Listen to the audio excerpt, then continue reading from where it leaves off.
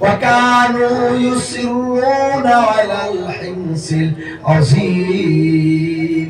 আল্লাহ বলছে তারা গুনাহকে কম্পেয়ার করে, গুনাহকে সয়লাব করে ছড়িয়ে দেয়, প্রতিযোগিতা করে গুনাহ নিয়ে। সেটা আমার বুঝে এসেছিল না, কিন্তু এই বছর থেকে 2023 থেকে আমার বুঝে এসেছিল। এটা যুব সমাজ আমাকে প্রমাণ করে দিয়েছে আল্লাহর আয়াত। আল্লাহ যে বলছে তারা গুনাহকে কম্পেয়ার করবে, গুনাহকে শেয়ার করবে, গুনাহকে সয়লাব করবে, প্রচার করবে, তাই প্রমাণ হয়েছে ফেসবুক এবং ইউটিউব এবং তাদের স্ট্যাটাস। স্ট্যাটাস মানে নিজের ব্যক্তিগত জীবন, আদর্শ, আখলাক।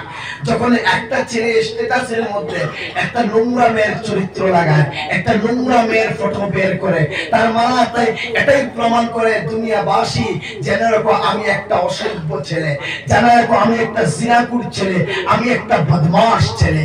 ঠিক কিনা বলো ভাই? হায় হায় ও যুবক ভাই, যারা মুসলমানের জন্য গুনাহের ভিডিও, খারাপ ভিডিও দেখা হারাম। কি বললাম ভাই? হারাম। আজকে যারা মুসলমান নাম থেকে মনে রাখবা তুমি মরে যাইবা, তোমার সব মরে যাবে, কিন্তু তোমার ফেসবুক আইডি মারা যাবে ভাই? বলো আপনারা ফেসবুক আইডি মারা যাবে?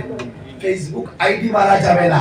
আপনি কবরে চলে গেলেন, আপনার মরণ হয়ে গেল, আপনাকে দাফন করা হলো, কিন্তু আপনার ফেসবুক তো দাফন হয়নি। আপনার শেয়ারকৃত ভিডিও যত মানুষ দেখবে এক একটা গুনাহ হবে, আর সেই গুনাহ আপনার কবরস্থানে পৌঁছে যাবে, এমনকি কিয়ামত তক গুনাহ হতে থাকবে। যতটা মানুষ একটা নোংরা ভিডিও দেখবে আপনার গুনাহ হবে। এই জন্য আমি বলি ভাই, আপনার বিবেককে জিজ্ঞাসা করুন, আপনার মন এবং মরণকে জিজ্ঞাসা করুন। আমি যে নিজের এমবি ব্যয় করে, নিজের সময় ব্যয় করে, নিজের মোবাইলের চার্জ ব্যয় করে, কেন টাইম নষ্ট করে কেন আপনি গুনাহ কম্পেয়ার করছো?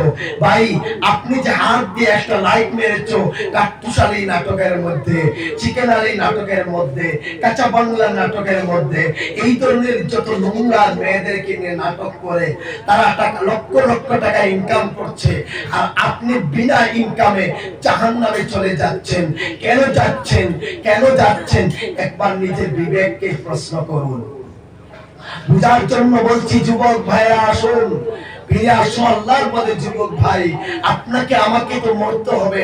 আমি যুবক ভাইকে বলি, কিভাবে তুমি আল্লাহর নাফরমানি করো? আমাকে বলো, তোমার প্রেমময়, তোমার আদরের বাবা সাদা কাপড় পেঁচিয়ে কোথায় রেখে এসেছো? তোমার মমতাময়ী মা মাটি চাপা দিয়ে কোথায় রেখে এসেছো? সেই কথা কি তোমাকে প্রমাণ দেয় না তুমিও একদিন চলে যেতে হবে? তুমি আর কত পাপাচারে লিপ্ত থাকবা? তুমি আর কত গুনাহের মধ্যে লিপ্ত থাকবা? আল্লাহ বলছে, আলাম ইয়ানি লিল্লাযিনা আমানু আন তাখশা কুলুবুহুম লিযিকরিল্লাহ। হে ঈমানদারেরা, তোমাদের কখন আর সময় হবে? কখনো কি তোমাদের সময় হয় না সুদের আনুর? আর কত পাপাচারে লিপ্ত থাকবা, আর কত সিনায় লিপ্ত থাকবা, আর কত নোংরা ভিডিও শেয়ার করবা? তোমার মন কি একবার বলে না? উলামাদের কথা শুনি, আলিমদের কথা শুনি, যাদের দিল নরম হয় না, যাদের অন্তর নরম হয় না, যাদের হৃদয় নরম হয় না, আল্লাহ বলে আমি তোমাকে জাহান্নামের আগুন দিয়ে তোমার হৃদয়টা নরম করব। জুড়ে বলা যাবে না নাউজুবিল্লাহ? আমার ভাষা বুঝতে পারছেন তো সবাই ভাই? একদম মন থেকে বলছি, আল্লাহর কসম। আমি আজকে ওয়াজের মঞ্চে বসার মতো আমার ক্ষমতা নেই, আগেই বলেছি তো ভাই। মন থেকে বলছি, যত যুবক আছেন প্রত্যেকের পায়ে ধরে বলছি, কদম ছুঁয়ে বলছি, প্রিয় ভাইরা, আল্লাহকে ওয়াস্তে এই সব ভিডিওগুলো শেয়ার করবা না। বলে ইনশাআল্লাহ ভাই। আল্লাহ বলছেন কি জানেন? স্পষ্ট বলে দিচ্ছেন, ওয়াহশুরুল্লাযীনা যালামু ওয়া আজওয়াজাহুম। আল্লাহ বলছে কিয়ামতের দিন ঘোষণা করা হবে, সমস্ত জালিমদেরকে একত্রিত করো, সমস্ত জালিম যারা তাদেরকে একত্রিত করো। ওয়া আজওয়াজাহুম, যারা সহযোগিতা করেছিল, সহচারী ছিল। আজকে যারা নোংরা নোংরা ফটো ছাড়ে তারা হচ্ছে এক নম্বর ক্রিয়েটর, যারা ভিডিও যারা তৈরি করে তারা হচ্ছে জালিম। আর যারা শেয়ার করে দিলাম আপনার আইডি থেকে, আপনার হোয়াটসঅ্যাপে শেয়ার করলা, ইউটিউবে শেয়ার করলা, ফেসবুকে শেয়ার করলা, মেসেঞ্জারে শেয়ার করলা, হোয়াটসঅ্যাপ চ্যাটিং এ শেয়ার করলা, আপনি শেয়ার করলে ওয়ালা হচ্ছে ওয়া আজওয়াজাহুম, সহচারী।